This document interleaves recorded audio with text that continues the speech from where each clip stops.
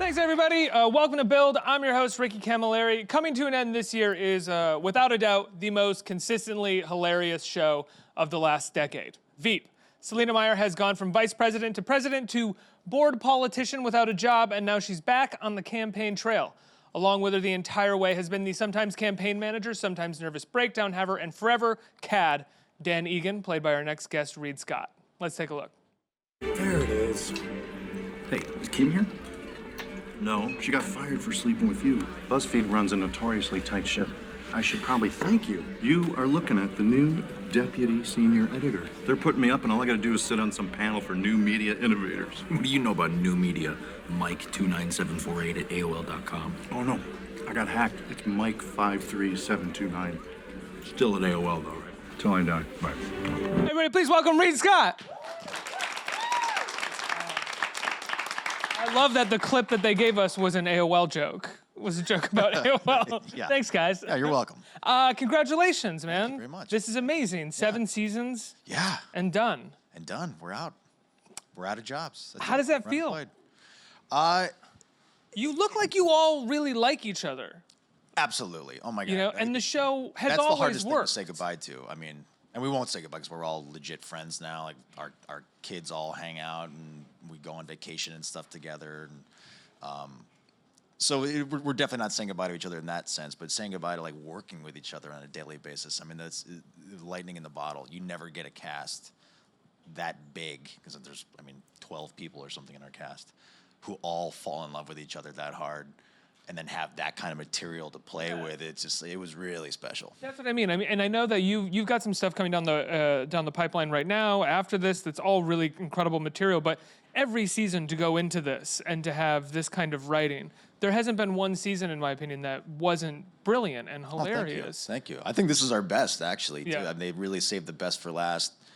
It's a much bigger season. Like the comedy got broader, but it still feels earned. Because it will stand alone amongst other seasons of Veep, but it fits perfectly. Is that something that you noticed on set, that the comedy felt broader while you guys were doing it? Absolutely, yeah. I mean, from day one, getting the script for the table read, right out of the chute, everyone just sort of leaned a little harder into their characters, and the situations just got even more Veepish. Well, the conflict between your character and Anna Klumsky's character is definitely goes a little outside of the Veep world, and because most of Veep is all of the conflicts are based around the occupation that they're in, and not some a personal life thing. Yeah. Where this feels very much like, let's just lean into being a show here and give our characters this thing. I don't want to give anything away. I don't know if it's no. Dan's having a bit of an identity crisis at the end of season 6. Amy drops the bomb that she's pregnant with Dan's baby, and Dan's not excited about that for some reason, which is very uncharacteristic for Dan. You'd think he would love to be a father. Well, he's a bit back and forth, right? I mean, not necessarily on being a father, but on the whole thing. Yeah, I don't think he knows what to do with himself. I think he's. It was really fun because he this season he's really feeling himself. Like he's been a lobbyist, so he made a bunch of money. He was an anchor on CBS morning show, so he's gotten this sort of the fame bug, and now he's back on the campaign trail. So he's he doesn't wear the ties anymore. He's growing he's got the 5 o'clock shadow. He's having fun, but he's having almost too much fun, and he starts to implode a little bit. Well, he's starting to have age issues. He's starting to have growing pains. He's wondering if he's growing out of this, right? Yeah. But he clearly can't grow out of it. There's no more beneath. He has no more depth. He's reached the top of his bounce. That's about it. He's a shallow person, and 1,000%. 1,000%. Are you gonna miss playing Dan? Absolutely. Oh, it's been so fun. The things that he's, that I've gotten to do and say, just the poetry of the vitriol that gets to come out of his mouth is just, it's never going to be that good again. Were you ever worried during Veep? Obviously, you're getting this incredible material. It's one of the best shows on TV, one of the great shows. Did you ever worry that you would get typecast as Dan, just a kind of good-looking guy without depth who's kind of mean? And you're like, shit, how do I move on from this? I am making a career out of playing a privileged white prick, and someone's got to do it. But yeah, you always worry, it can be one of the pitfalls of doing a successful series is that, you know, people look at you a certain way and they want you to be that character. So, you know, it's wonderful when you get a chance to break out and try something new. But that being said, I mean, Dan, it was so fun. I mean, I think when we all agree in the cast, we would have done this for 20 years. Really? Except for the fact that you didn't want the material to repeat itself. Right. But we love these characters. We love, you know, the material that the writers come up with, and we love working with each other. So in that regard, it was the greatest job ever. It'd be incredible. I feel like it'd be the only show to do it, to find a new, like, completely different idea and bring the entire cast into that instead. That'd be fun too. Just Yeah. like a repertory company. Yeah, exactly. Yeah. Do you think you guys would do that? I would love to do that.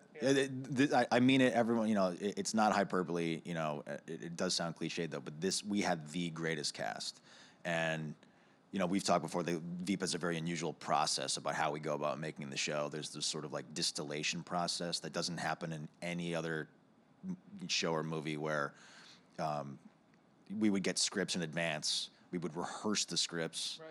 Then we would be encouraged to improvise around the scripts. Then the writers would go and rewrite the scripts to incorporate our improv.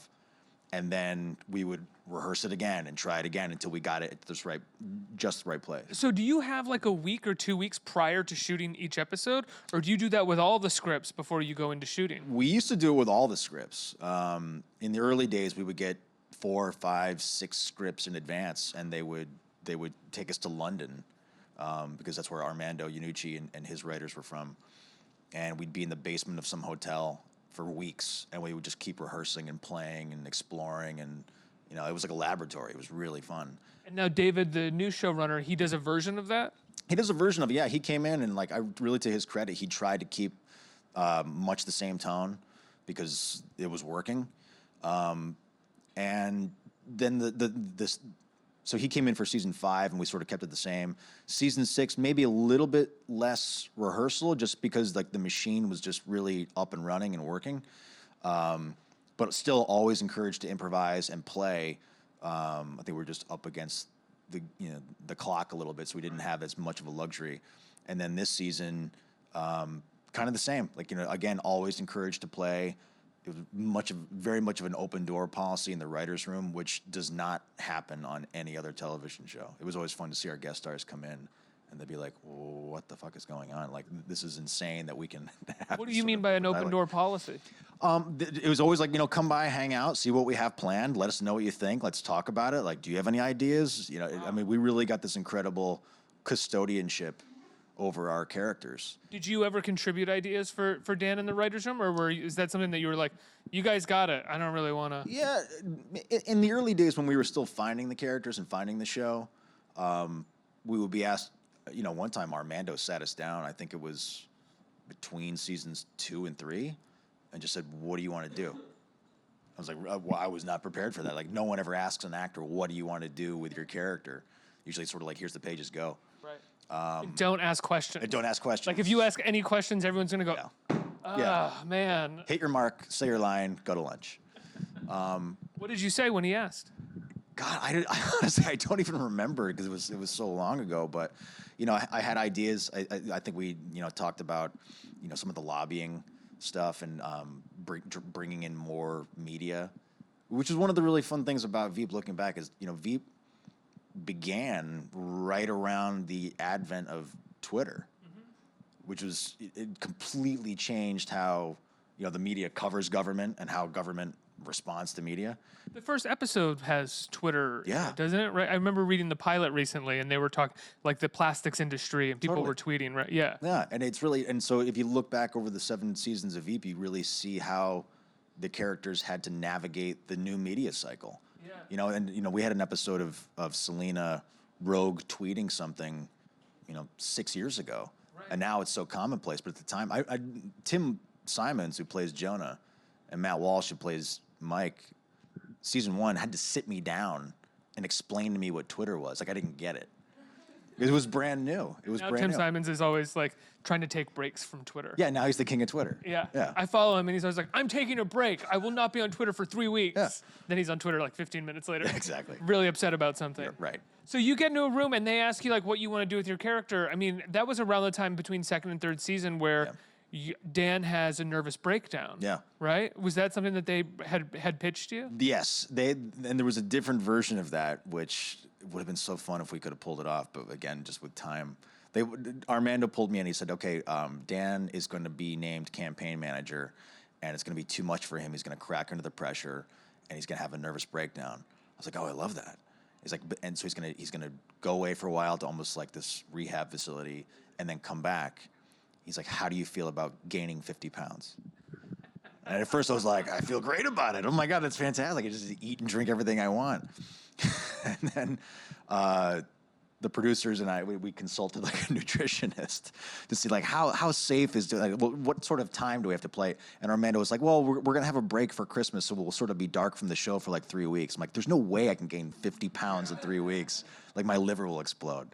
So Like 10 or 15, maybe. Yeah. And it's not really going to show that much of a difference. We realized it's like, the gag might not be worth killing Reid for.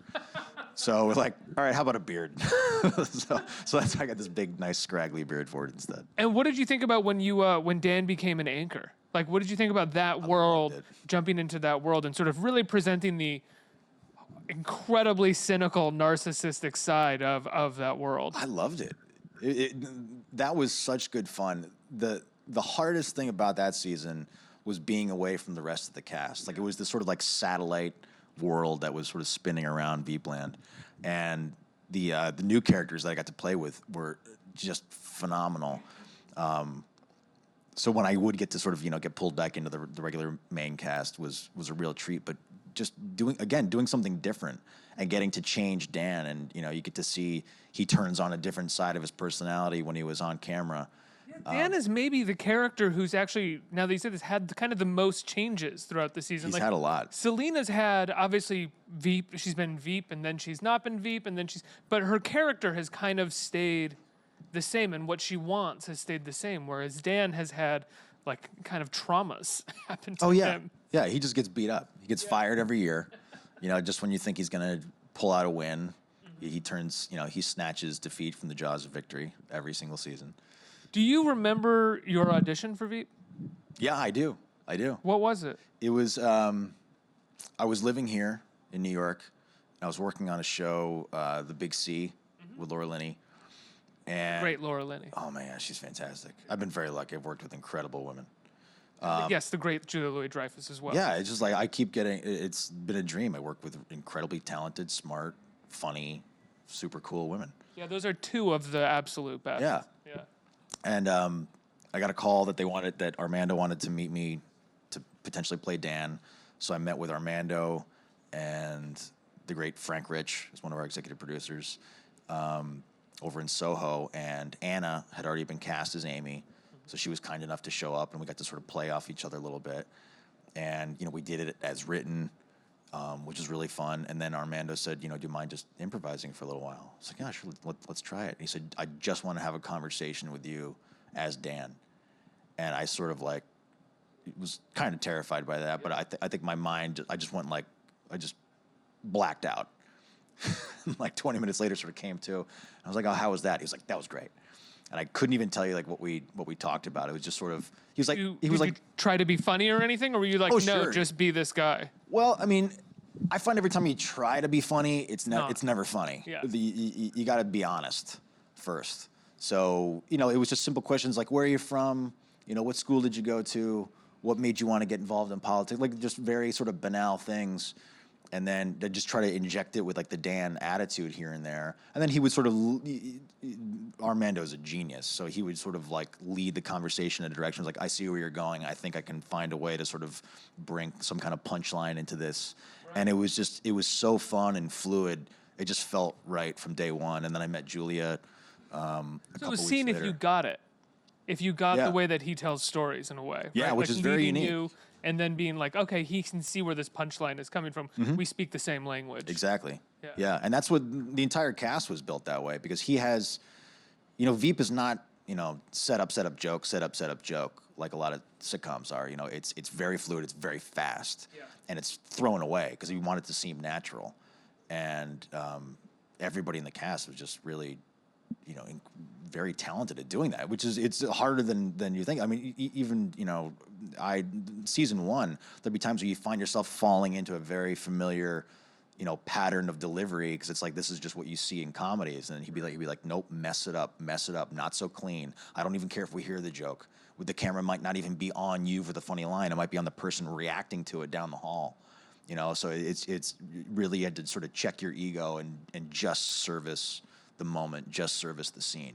Did that change when David Mandel came in, who came from Seinfeld and basically came from a version of setup punchline? Yeah. I wouldn't say Seinfeld is exactly that, but then he came to us also via Curbed, which is very similar to Veep in that it's it's thrown away, it's messy, it feels it's not all improvised.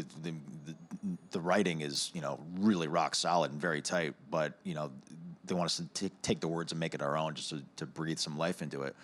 So he encouraged the exact same thing, and that's a hard thing to do, to come in and take over a show that's already been established. Yeah. And he and his writers were just incredible. They worked tirelessly. Do you have a favorite Dan moment from the past 7 seasons? Oh man. Early on, there's a joke. I don't even know if anybody caught it because, again, it's one of those jokes that just sort of got buried underneath the chatter of the scene. But it was season 1 where I'm tagging along with Selina, and we're going to the wake of a senator that has passed away, whom everybody hates. And I'm tasked with sort of charming the widow a little bit. And I think she says, like, oh, what a nice young man. And sort of under his breath, Dan says, oh, you're quite the wilf yourself. It's like, I love that line. I thought it was really funny.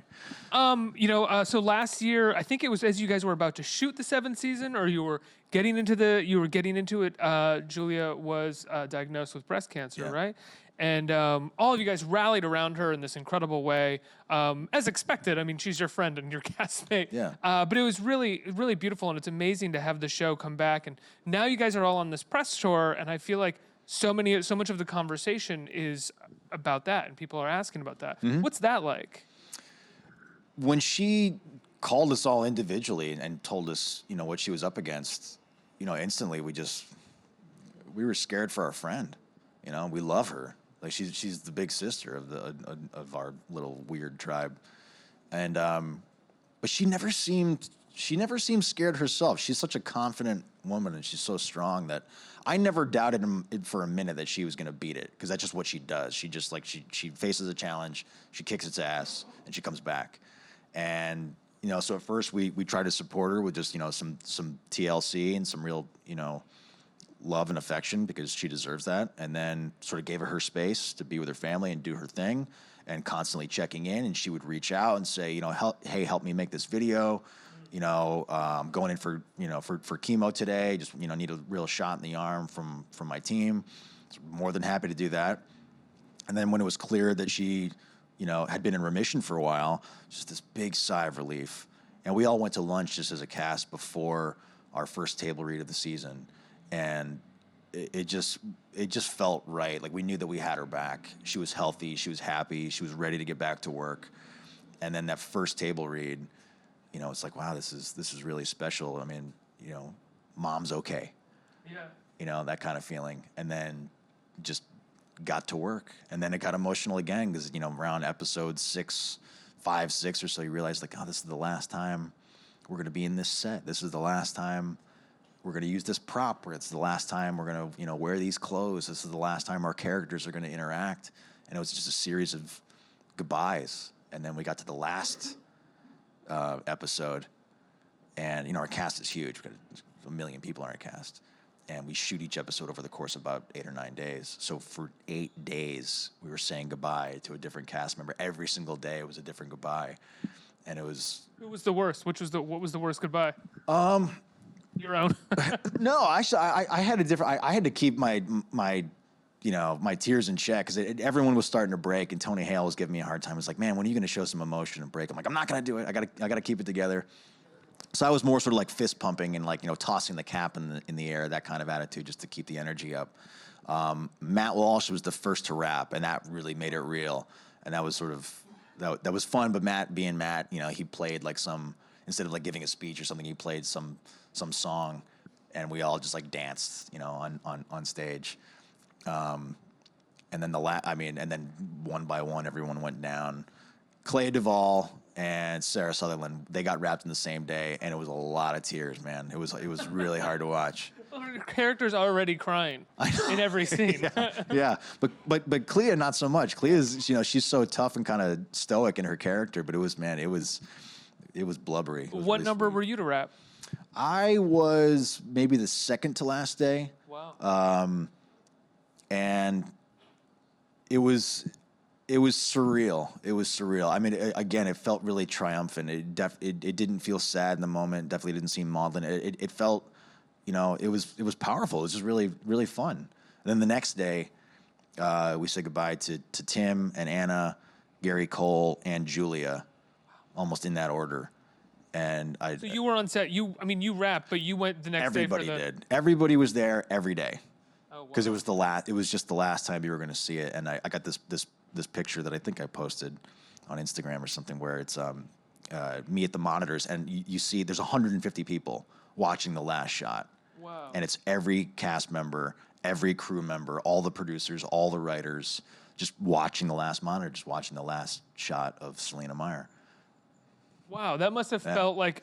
You must have known the whole time, but in that moment felt like I was really a part of something special here. Yeah, it really was. It still is sort of sinking in because now we're all back together. The band's back together for press tour, and we're going to see the premiere tonight. It's great. That's probably it by the end of the week.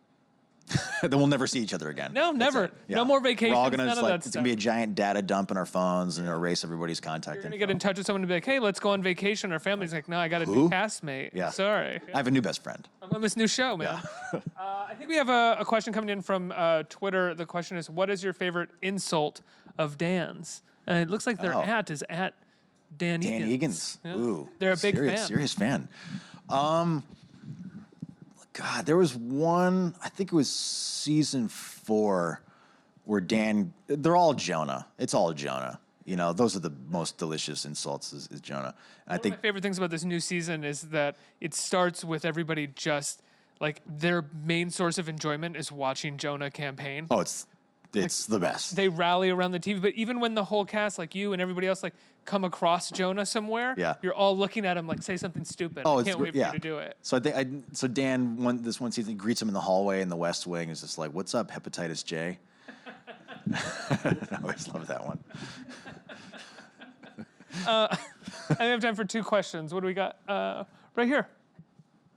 Hi, Reid. Hi. Big fan. So I was wondering what it's been like to work with Anna these past 7 years because you guys have such amazing chemistry, and we don't know whether you guys like want to punch each other, or, like kiss each other. So just what's that been like to work with Anna? She's awesome. We have such good fun. These two characters have such a weird, complicated relationship. They're pitted against each other, but then they lean on each other. They exploit each other.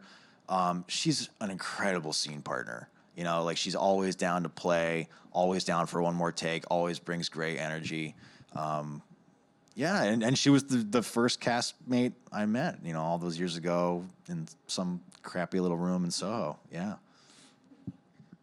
There's a bit I'm not giving anything away where somebody else is Amy in this season, Yeah. and everybody in a brief moment does an impression of Anna, and it made me laugh so hard, and I also immediately felt horrible. The poor thing, I know. Like one of the worst insults I thought that I had seen on the show was everybody, like a group of people doing like a body impression of her. She takes a lot of crap. The Anna character, or I'm sorry, the Amy character specifically this season, she gets dumped on a lot. Poor thing. But it's really funny. One more question. Hi, how's it Hi, going? good. You mentioned a little bit beforehand about living in New York before doing this show, and I was wondering if you could speak more to being an actor before having your big break. What's that like? It's rough, man. It's hard. But I graduated from Syracuse University in 2000 and moved here right after graduation. And like so many other actors, I got a bartending gig and I went to auditions when I could. And I had a really great support community of, other actors and directors and musicians. We were all doing the same thing. And And it was really wonderful. You really, you got to pick each other up. My roommates were all, actors and musicians too, so we were all sort of living the same lifestyle. And, we had a very sort of Four Musketeers kind of relationship, like where a success for one of us was a success for all of us, and we would, who's paying rent this month, and like, someone would take it or not. And were any of those roommates of yours, are they well known now? Do they work in the industry now? they've all gone on to different things. Like one of my buddies is a video game editor. One is like an amazing chef. Another one owns or runs bars and restaurants all over Los Angeles. So everyone sort of found their different niche. But it's I think the most important thing about being any kind of artist is having that support community. And you'd be surprised. Like you meet someone today, 10 years from now, you're working with them on something else. And I mean, my other piece of advice is don't burn any bridge, because you'd really be surprised, when that karmic wheel comes around and you're face to face with that person again. And also, we're a community of artists. It's like you got to support everyone. There's a bit of competition, I understand, but you really lean on each other. Did you ever feel like when you first moved out to New York after school did you ever feel like you would quit or that you wouldn't be able to do it? Definitely. Oh, probably, 3 times a week. I mean, for every gig you get, there's like 20 or 30 auditions that didn't go your way. Right. So that's 20 or 30 rejections. And it's hard, on a person to take we're in the business of being rejected. There's a bit of a sort of like gambler's attitude too, at least that I love playing cards. So I've tried to adopt this gambler's attitude where it's like the longer you can stay at the table, the better your chances of winning. Those guys, if anybody plays cards or likes to gamble, those guys that come in hot and heavy, like, right out of the gate, and you just, like, I'm all in, just to sort of scare the pool, they don't last. The ones who make the calculated choices, who play their cards very well, slow burn. There's a difference. Like, if you want to get a gig or you want to have a career, it's 2 very different things. It's not that hard to get a gig, but is it the right gig? Is it the thing that's going to lead you to the next one, to the next one, to the next one? Are you going to be able to look back at it? And look, we all got to eat, so sometimes you got to just take a job just to work. But if you really plan on doing this for a long time, you got to play the long game. Was the long game for you looking for things like a series that would sort of take you along, trying to find something like that? Oh, sure. I mean, that's the dream early on. But honestly, I did crappy commercials. I did like industrial videos and stuff like that because you got to pay rent early on, and then you hope that if you give yourself enough of a cushion that you can start to take some risks. You can push the envelope a little bit. The only power any artist really has is the power to say no. Because opportunities don't come along that often, so you feel compelled to say yes to anything that comes along. Then you say yes, and you get there, and it embitters you because it's not the exact thing that you wanted. Totally. Sometimes it's not the right fit. Sometimes it just doesn't go the way you had planned. You try to make the best of it. But specifically, like being an actor is strange and weird because it's one of the only artistic professions where you kind of can't do it on your own. Not to say that it's harder than any of the other professions. They're all, anything that's expressive is incredibly hard, but a musician can go home and like play guitar and practice. Acting, it's like it's a community based art form. You need to have other actors, so it's like you need to have an audience. You need to have an audience sometimes. And then you get to the other level, and you need to have all the other artisans that factor in. You need to have wardrobe and makeup and hair and sound and camera and everything. That's what I love about it is that, and that's what that photo represented for me. Is you look at there's 150 people that made this show. It's not the 12 people in the cast. It's not the 12 people in the writer's room. It's 150 people that worked all day, every day to make a great TV show. Before I let you go, you also have a movie coming out soon as well, right? Yeah. The Mindy Kaling written film, Late Night. That's right. Who do you play? Another sort of like privileged white male? I play a privileged white prick. Yes, I do. What do you play in that movie? I play a guy named Tom, who is one of the head writers at this late night talk show that's hosted by Emma Thompson's character. And Mindy plays the sort of upstart. She basically almost in a way kind of cons her way into getting a job as a junior writer on the writing staff, and no one wants her there. It's a very male dominated room. She's very underappreciated and sort of emotionally abused by Emma's character and everyone else in the staff. But then her talent is just undeniable. And she's such a fighter that, we all realize that it's time for a change. Mindy wrote the movie. It's an incredible script. And it was true indie filmmaking. Like, we did not have a lot of money. We did not have a lot of time. And this incredible cast came together because they all loved the script.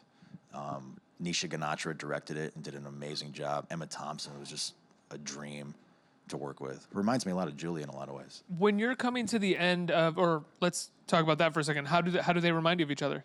Both incredibly, first of all, incredibly intelligent, incredibly beautiful, incredibly funny, and incredibly generous women. I mean, they really know. There's almost no ego involved. They're there to make the scene better. And Emma was just fantastic, and she's just cool.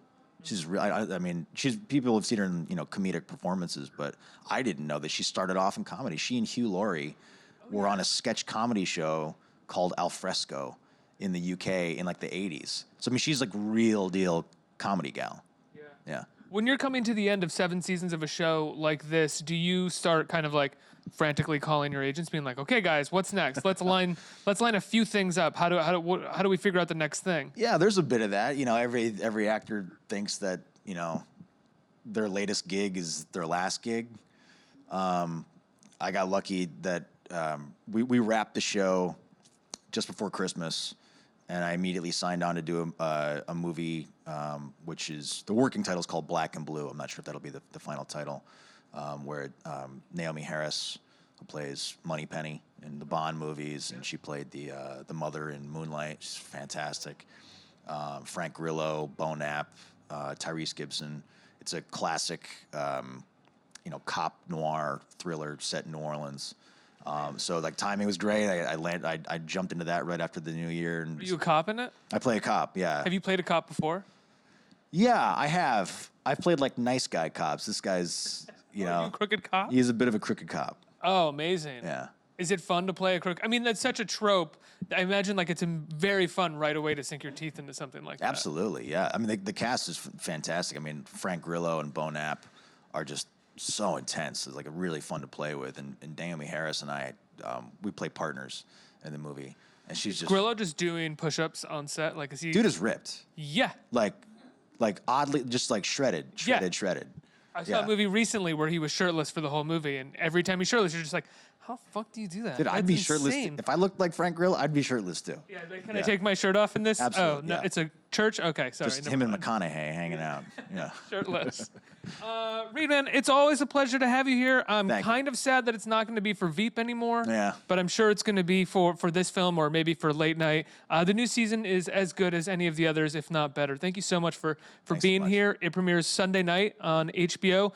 Reid Scott, everybody. Let's hear it.